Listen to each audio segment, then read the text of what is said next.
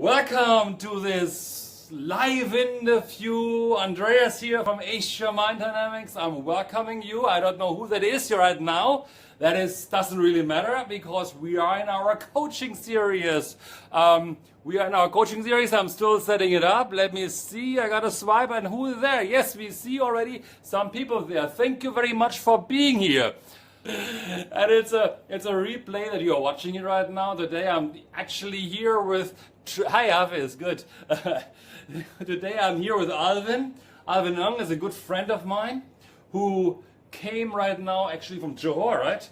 I was in Kedah yesterday. Kedah. Yeah, Kedah. I went to Alaska for a business trip. Got back in time yesterday, and I'm now here with Andreas. Great to see you, Andreas. Good, yes, good to see all of you so far already. And Alwin I had a discussion with him earlier, what specifically he is actually, and I have to watch out that I'm not saying the wrong thing right now. He's a business coach, yes. And he is specialized earlier he was very much specialized in coaching traders. Yes. Not trading coaches, that was my problem earlier. Trading coaches is a better business, but it's not allowed as a business. So he was coaching traders. But today, he is here as a business coach, business consultant coach.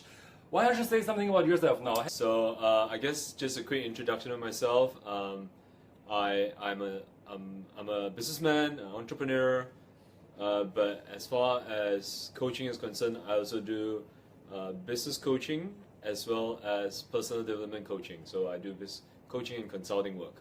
The bulk of my work, my journey started many years back, but I've known Andreas for at least 4 or 5 years now, actually. 2013. 2013, there you go. And it's been a wonderful journey.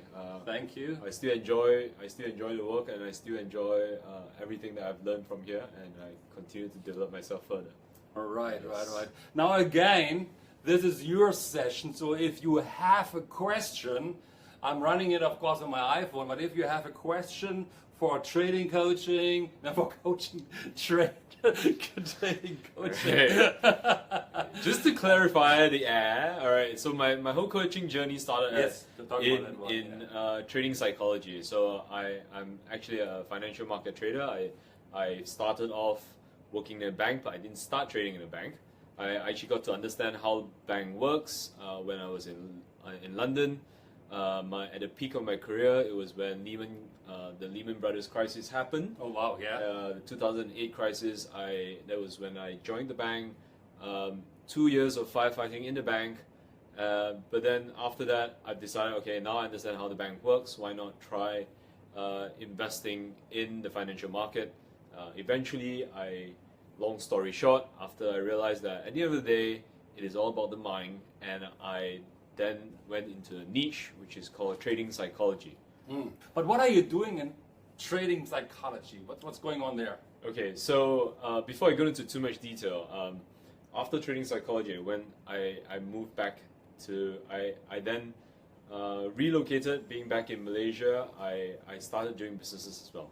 Now, the key question that I've always asked is why do 10% of people own 90% of the wealth, right? And that's always been a big question.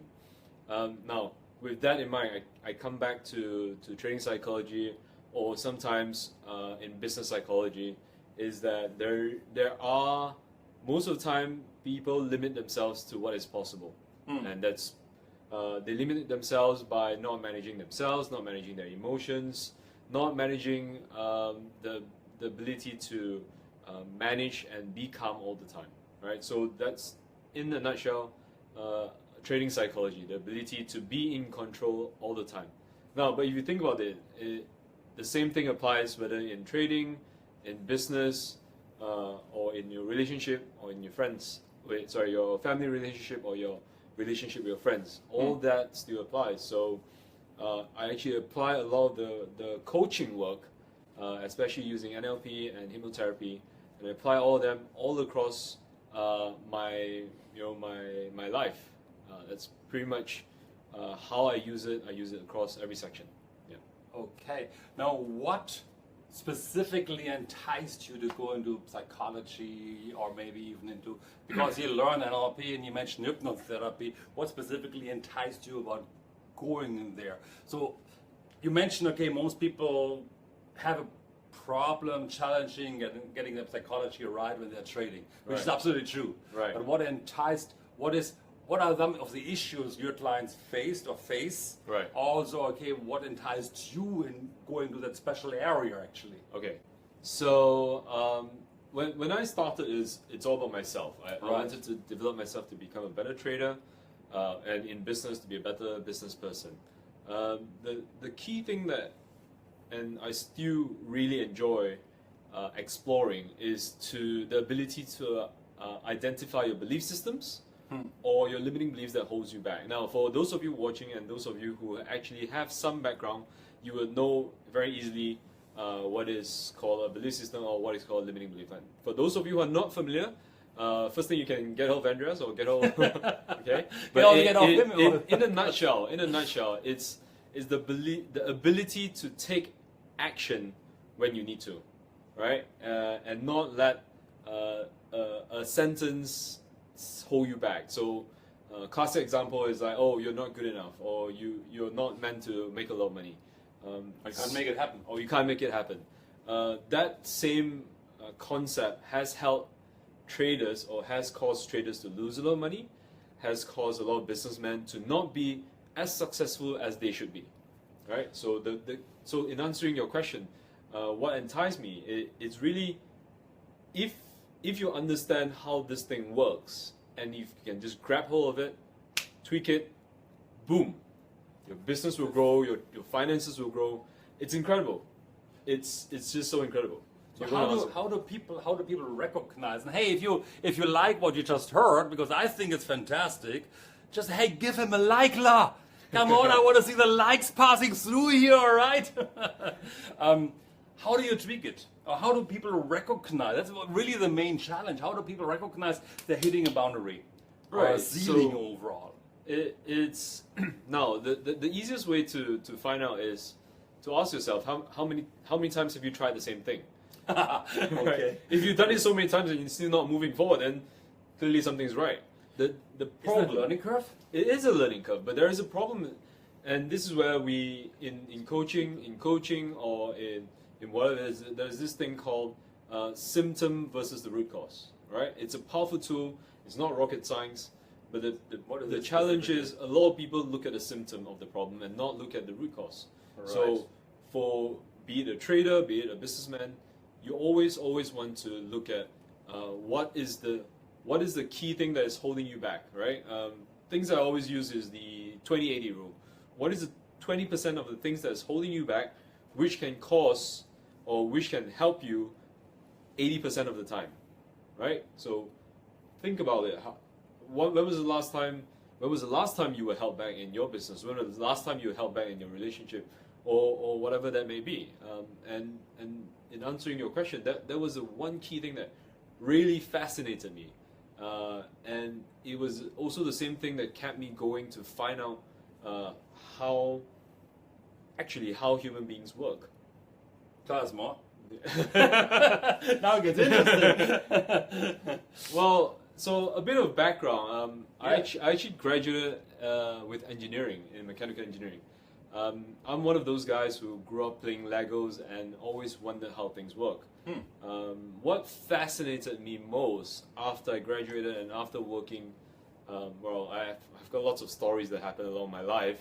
Tell us one nice story. Right. There's so many things that happened in my life that I started to wonder what are the things that held me back, and what are the things that how does human beings think? How, going back to the question, why only 10% of the people get 90% of the wealth, right? So in my journey to understand that question, I started to then figure out, and that journey, that curiosity, led me on to end up in a coaching environment. Okay. Yeah. Hey, I would like to shout out actually to a very good friend of mine who was just here earlier. Maybe she's still there.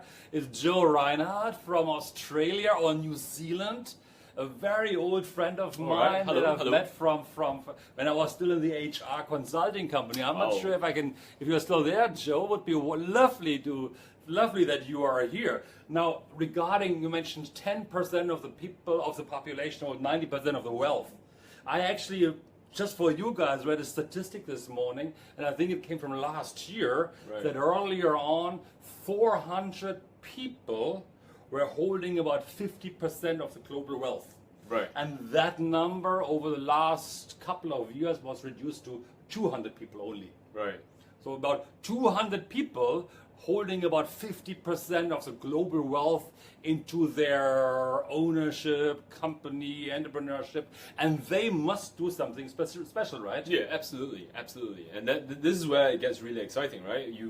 People say that in order to be successful, you need to be different, and it's a paradigm on its own, because, and I don't want to go too technical about this. Sure.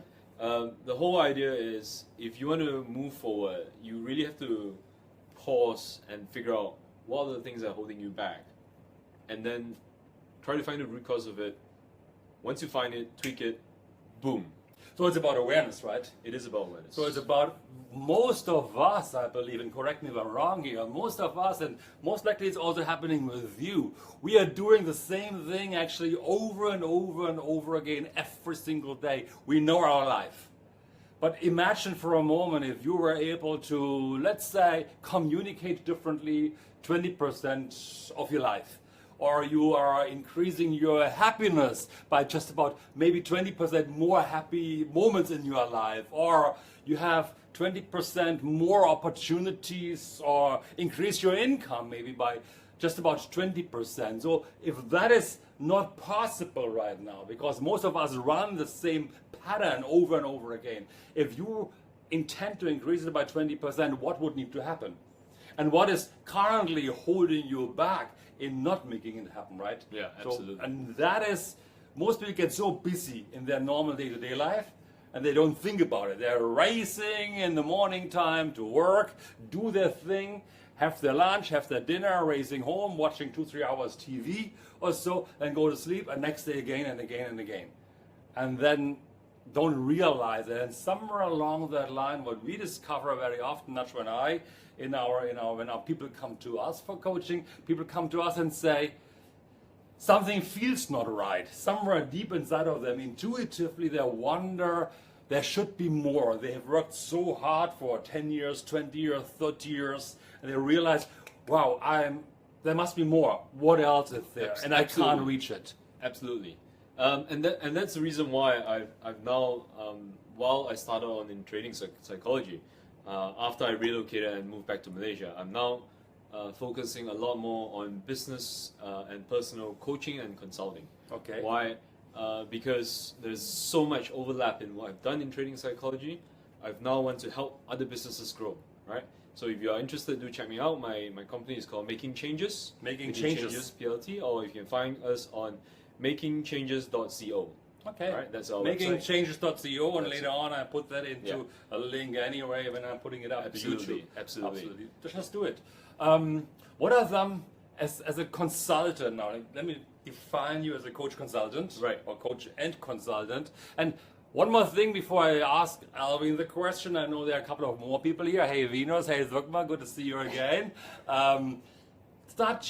Would lovely to share this video again onto your timeline, so people get notified about it, and when they get notified about it, maybe they join us in here, because I think it's an interesting topic to always talk about the psychology of human beings and what holds them back. What are some of the characteristics a coach would need to have? Characteristics. Oh, interesting. So okay. what is outstanding for a coach? Be curious. Be curious. Be very curious.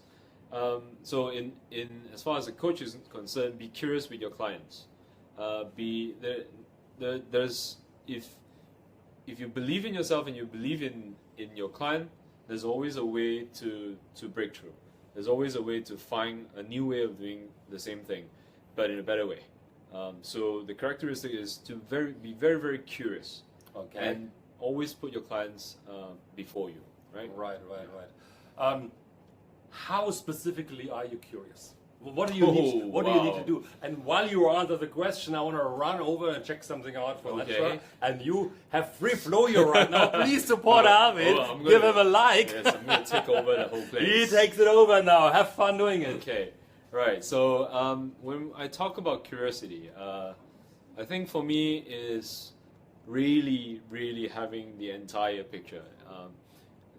In the past, we have this thing called understanding the map of the world. As a coach, what I really want to do is not to put a label in the person or in the client or in the situation. As much as possible, I want to figure out the map. I want to figure out what part of the map that I do not understand, what part of the situation that I don't understand, and try to figure out how. Right? It's like Toyota has this saying, right? Ask why 5 times.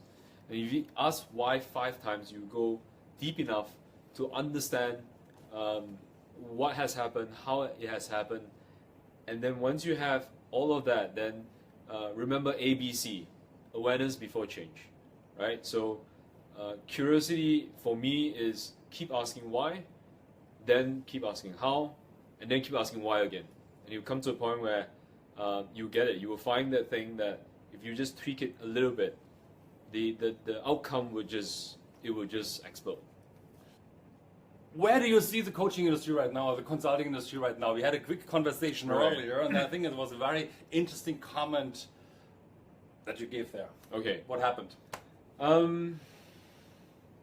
In honesty, That Malaysia. was very deep. Yeah, because I'm trying to figure out what's happening in the world, and then what's happening in Malaysia. Well, that's deep. Yeah. Many moons ago, I ran a program called the Fourth Industrial Revolution. Wow. I didn't create a program. It's actually it's a topic that's run by World Economic Forum. Go check it out. Fourth Industrial Revolution. It talks about how science, how human beings, how technology, and all 3 of them are combining, and how the world is going to evolve. Wow. Okay. Right? Now, if you understand the depth of that, then you understand that somewhere in the world right now they can replicate a broken bone easily. Okay. Right? They can recreate a bone easily and be put into a person. Okay. So now that's Wow. putting technology and science and human beings already. So now that's just one of the equation. All right. So coming back to the question of where Malaysia is. Malaysia is a lot of people are struggling because the economy is not so great for some people. Things are changing, and the people who are struggling, there's a pattern there. People who are struggling are those who are constantly doing the same thing that they've been doing for the last 10, 20 years. And that's a problem. Now, if you understand that, then you understand that there's a group of people who are struggling in the current business climate, and actually there's another group of people who are actually striving.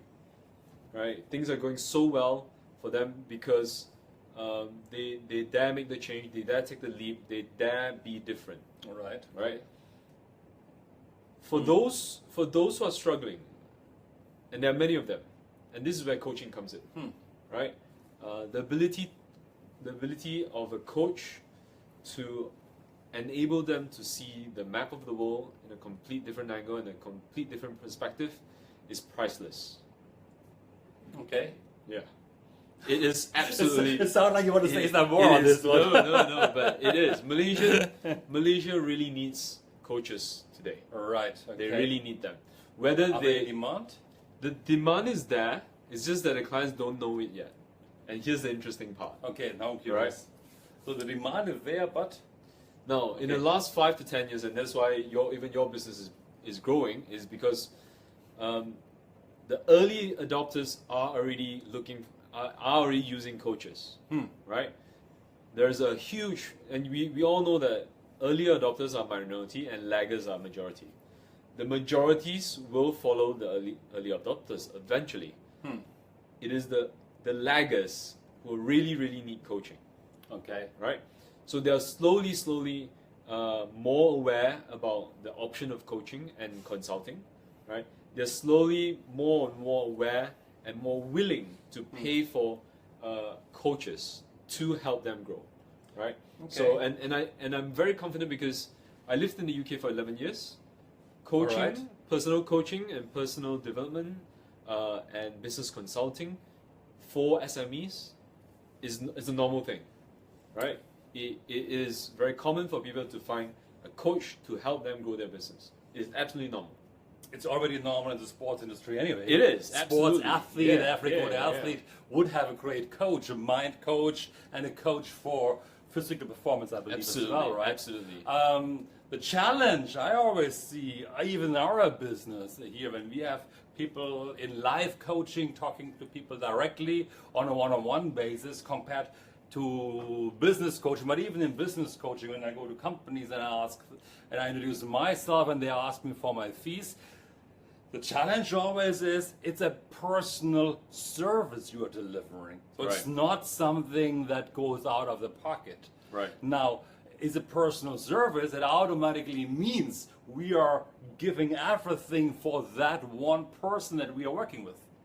Automatically, I'm spending my hours not only in preparing, but really deeply working with that person and helping that person to create more wealth, create more happiness, communicate differently, let go of easier things like, hey, even depression, anxiety, or phobias. Right. Automatically, right?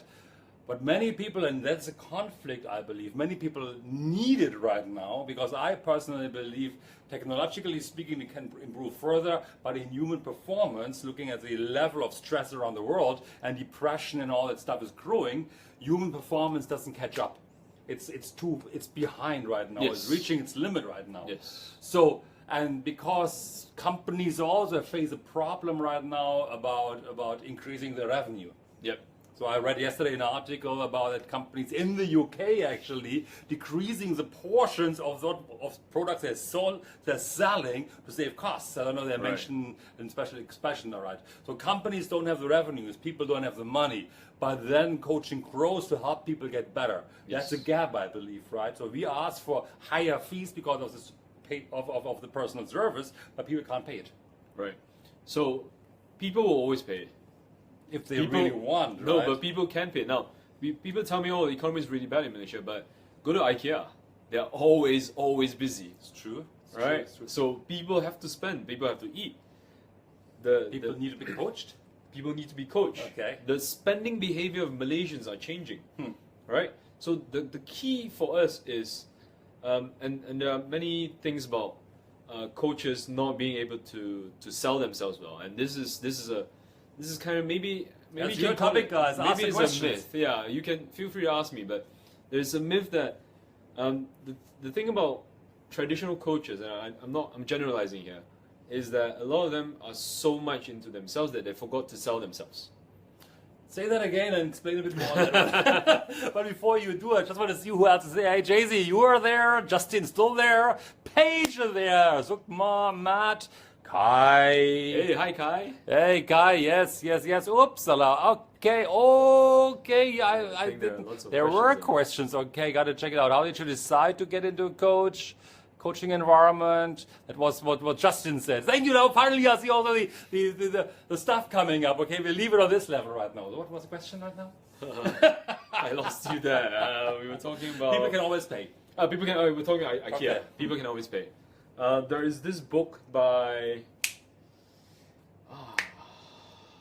Zig Ziglar. Okay. Yes, I can't remember the name of the book, but it's about understanding your client, and I think in a nutshell is the ability to find their pain point quickly. It's always about the problem. I mentioned Yes. it really early on, you know. You're not providing a solution initially. You're finding the problem and you're solving Absolutely. the client's problem. And one more thing about IKEA or IKEA. In any economy, positive or negative, somebody thrives. Yes. Only in a positive economy, you have also companies, for example, who fail, right? Even if the economy is growing rapidly, some companies fail for certain reasons. Absolutely. And you've got companies who are growing rapidly in a recessionary environment. And they might be in the same business line, so to speak, Yeah. which again shows that the people inside an organization or the leadership creates a difference. Yep. And how do they do that? Starts inside It's here mindset. again. Yep. It's a mindset again. Okay, Mindset. look beyond. Look at Now I don't want to mention Apple right now. Just But did. how Apple was earlier. You just did. And how- I didn't mention Apple. You just did. I know. Okay, I know. okay. Sorry, It Apple. was purposely not Yes. okay. He both disappear from the screen. Automatically, the moment you have a change of leadership or so, you realize certain things just topple and fall. Maybe somewhere along the line, companies have a problem coping with a leader who is no longer there. Then automatically, how did you decide to be a business coach? Justin asked. Justin is always asking good questions. I really question, appreciate good it, question. Justin. A business coach. The question is not so much how I became a business coach, but it was more of what I enjoyed the most. I enjoyed, my passion has always been in business. Right. I guess it started with family history. My dad was a self-made businessman, so there was a business blood somewhere in me. So Thanks for the likes. so having the tools is one thing, but finding what you're most passionate about is another thing. So and I've always, I was talking about curiosity. I'm one of the few guys who when I'm curious about something, I would dive really deep in. And I've in many years in my life, especially in the UK, I read books about business people. I read books about Dell. I read books about AirAsia. I read books about Richard Branson. I just love how people work and understanding how they work, how they think. And then as a person who loves to do business, it was a natural progression that I took the tools to go into business coaching.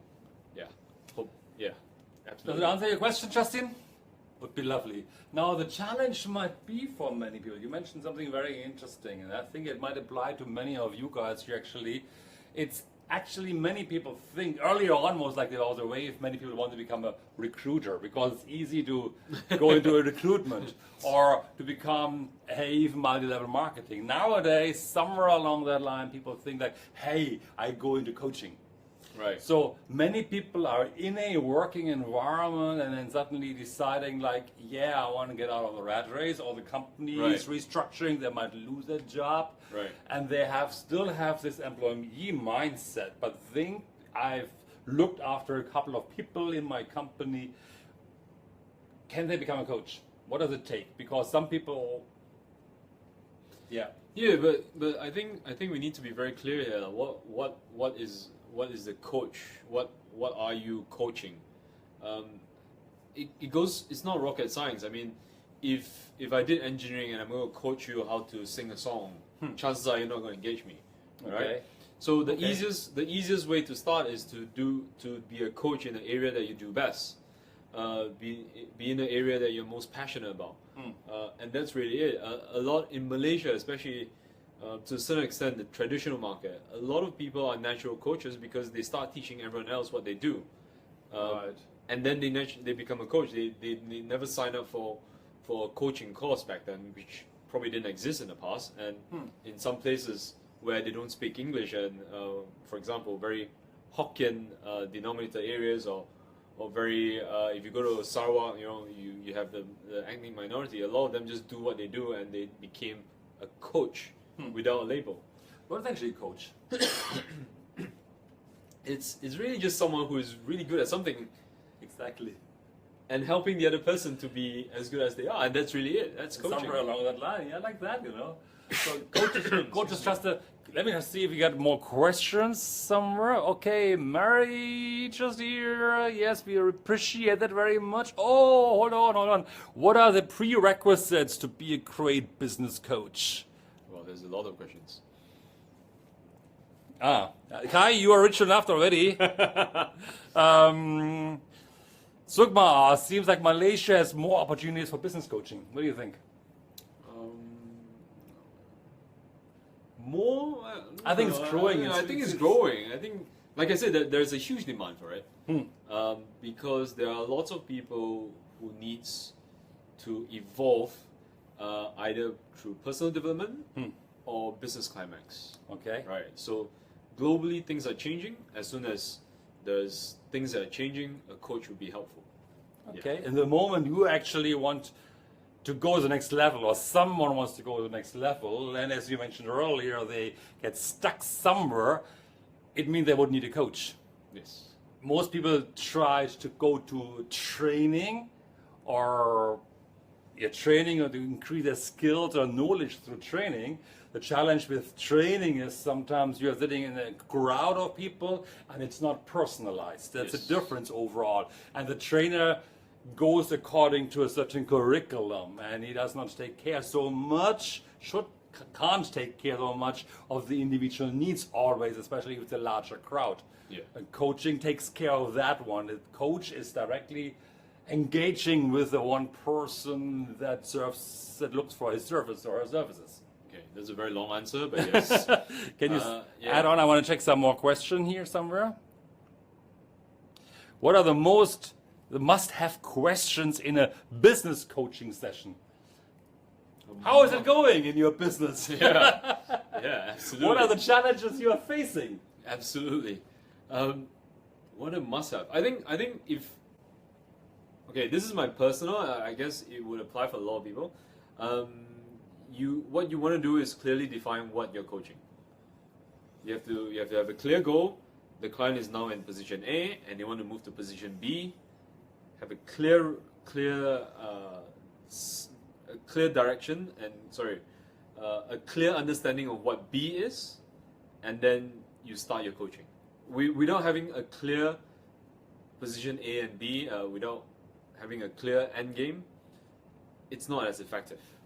Yeah, because we're not here to we're not like a teacher. I'm just here to teach you, and it's not. It's about achieving goals. The slight difference between a teacher and a coach is a coach helps the next person achieve goals. Okay. Paige is asking, and I think it's a great question, after going for all the courses, and you took them all, Right, and I took tons of it. What's next? How do you get to the next level if you are not practicing coaching to begin with? I think that's what she meant. Sorry, what was the question? After taking all the courses, how do you get to the next level if you are not coaching to begin with? Not practicing coaching to begin with? Just start coaching. Okay, so But if you're not coaching if you're not interested in coaching. okay, people, so I think the easiest example is to talk about my journey, right? Sure. After I got my coaching certificate, I'm like, okay, I'm completely new to this. I didn't know what to do. The first thing I need to do was to find white mice, was to find volunteers that, and I don't want. So I started looking for people who really needed help in the areas that I was doing.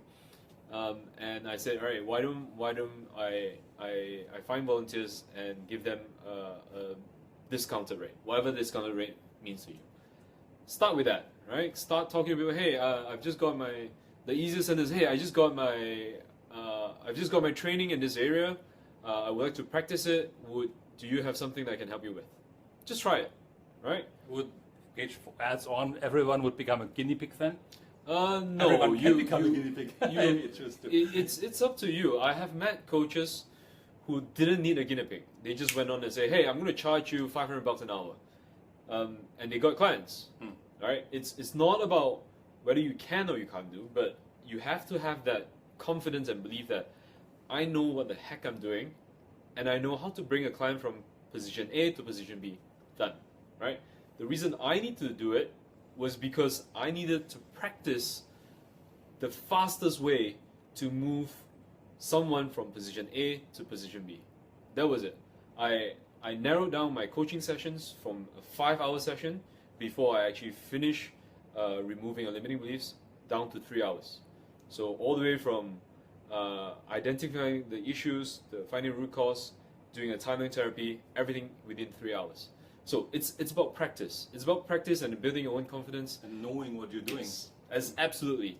I was watching a video by Ed Sheeran a few days ago, and they asked Ed Sheeran, oh, how did he become such a great songwriter? And he reminded me something very, very amazing, which is 10,000 hour rule. Just do it 10,000 hours, and you will get there, right? What does it mean? I'm not asking you to go do 10,000 times, but it's about building that confidence, and your ability to go to someone and say, I can help you. I know what I'm doing. Do you want to do you want to take on the coaching session? That's it. Nothing more, nothing less. Yeah. There is one area that most people don't realize it actually. Okay, you're gonna read the question. Let me answer. Let me answer the question. Add on to your answer so far. You don't even realize sometimes how good you are in certain areas. Those of you who are listening right now, you know, even I don't always realize how good I am in certain areas, and you the same thing, right? Because for us, it becomes very normal. We are doing it every day. But other people look at us and they're like, how do you do this? How can you do this? How can you get to that level? How do you manage to get it done? Whoa, you got a coaching area to work on. See, sometimes Nachwa always tells me that what we are doing with NLP, when we do presentations to companies, introducing NLP to them, or just a 2-hour session somewhere about the unconscious mind, and just talking about the unconscious mind. Now, I do know a lot, and you do know a lot about the unconscious mind and how it works, right? But for many people, it's like, wow, they still don't know it. For them, it's like a whole new door opens up, a whole new possibility opens up. So I'm not saying you belittle yourself, but check one area that you like very much. And I can tell you 4 or 5 areas, Paige, where you are really, really good at. And Justin, you as well. And Matt, you as well. And all the other, Kai, you as well. Whoever there. All of you are fantastic in a couple of really good areas, but you need to identify that. And there are people who need your skills. And they want to get there. Right. I need to drink some water now, and you can. Awesome. Right. You can ask. I think Matt was asking me. Was asking a question on whether you have a predefined. Sorry, we need to scroll down a little bit. Was it predefined? Okay, Matt. Yeah, okay. Yeah. Do you find clients prefer coaching with or without pre-designed programs? It's really down to the client. It's really down to the client. Does the client prefer red or orange? Right. We don't know. Right? Does the client prefer long or short? It's really down to the client. Now, it's not about the program though. It's about your ability to deliver the result. Now, at the end of the day, right? If you're gonna do a coaching as a business, it's a business. Coaching is fun. It is a business. Yep. Right? So if the client is going to give you X amount of money, what would they expect from that session, right? So it's really down to the coach or you guys as individuals to plan it out, and this is why I was trying to squeeze a 5-hour session down to 3-hour, and still charging the same amount, and still have the same guy crying at the end of the session. Right, but that was the goal. At the end of the session, hopefully no more crying. Crying in joy, right? Oh, But remember, these are like 50-year-old guys who are looking for a trader coach. Right. For me, it was huge achievement, not because they're crying, but because there was a breakthrough in them. We love to see people We crying, see the right? breakthrough, yeah, absolutely.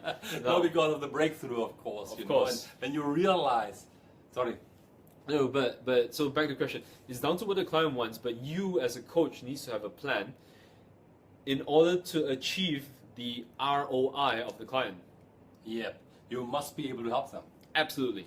And they come to you with a problem, and you must be able to get rid of that problem. Absolutely. It's not necessarily that they get rid of the problem. They can run their life again. Yeah.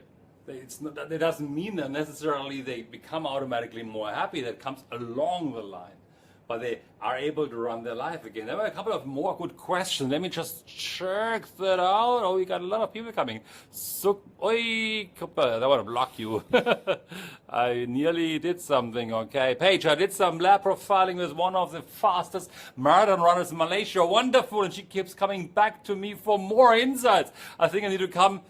Yes, you need to come for practice. That's fantastic. You must have done something really good, Paige. I'm so proud of you. Yay! Air 5, as it's called. All right. Sukman was asking, from your experience as business coach, what are the main challenges faced by entrepreneurs, businessmen out there? That was something we talked earlier. Right. What are main challenges? Main or major? Finding clients. Isn't that the main problem always? Not necessarily. Okay. I mean, it's like it's difficult to pinpoint. There are two things you need to be very clear. What are you good at, and how can you help the client?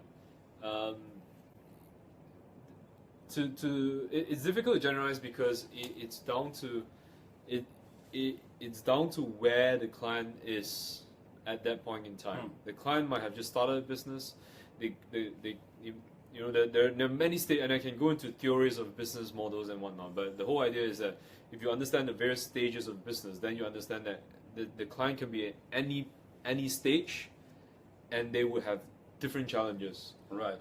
But typically, most of the clients, and this is where you need, if you're going to be a business coach, then it's very, very, very, very important for you to find where their ceiling is, or how long have they hit their ceiling, and how many times have they tried before they move on to the next level. They tried, they've learned how to fail if they have not broken through the ceilings, right? Yeah, absolutely. Malaysian businesses in general struggle because they are not ready to move with the trend. The trend, as in the climax, the business, things are changing in Malaysia. Technology is disrupting the entire market. A lot of people are not ready to change and are not ready to adopt to it, then too bad. Good example that just comes to my mind as you're mentioning it right now is Malaysia builds many shopping malls. They all pretty much look the same. Even though I read recently, and it's actually kind of true, they're starting to develop into lifestyle malls. Yeah. However, think about Amazon just entered Singapore. What will happen? Or just a couple of in the UK, in the US, many shopping malls, retailers close because of e-commerce disruption. Yep. So think about, Malaysia is still very much protected somewhere along that level. What happens if the e-commerce wave really starts hitting Malaysia? Everything will change. From the coaching environment, training environment, retail environment, everything will change. Yeah, And Malaysia is not ready, I think. No, but it's going to change, but human beings are still human beings. You have X% of the population who are still kinesthetic. They still need to come out and feel, to meet people, to shake a hand, to talk to people face to face. So those are the things. The human behavior is not going to change. The product may change, right? Okay. So and this is something interesting that I've been watching very closely. As from a business point of view, there is actually a huge opportunity coming from mid to lower range kind of service area. So not service, sorry. I'm talking about F&B. Now you. Andreas, sorry, I forgot your name. Andreas. Whoa! Andreas. Sorry. Andreas was saying there's a lot of malls in Malaysia, and A lot of shopping malls in Malls, Malaysia. okay. The one common denominator that I'm noticing is that there's a lot of this restaurant called Aceh Laksa is more or less in nearly every single mall that I've been to in the last month. Right, so now people are telling me that there's a lot of malls that are becoming empty, but actually there are a lot of other opportunities that are coming up. So again, back to Is what you're doing out of it. What you're making out of it, isn't it? exactly. Yeah. All right, guys. I think we answered many of your questions, most of your questions. I think it's getting late for both of us. I've got an early morning meeting. I know Lena, we'll see you there as well at the early morning meeting. Feel free or please support us here. Share this video to your timeline so more people can watch it. Next week, there will be another session. I got 3 more sessions lined up with 3 different coaches. One will be a training coach, a real training coach, really very much engaged in it. Another one will be a family coach. So she is very much engaged. So females coming in, you know. Finally, the women coaches. She's engaged in coaching relationships and children. And the third one is a guy back on a business coaching level. So these are a couple of sessions lined up. So share this video, post some more questions. Otherwise, enjoy your evening and you can create your life. Thank you, Alwin, for being here. Thank you. And bye-bye.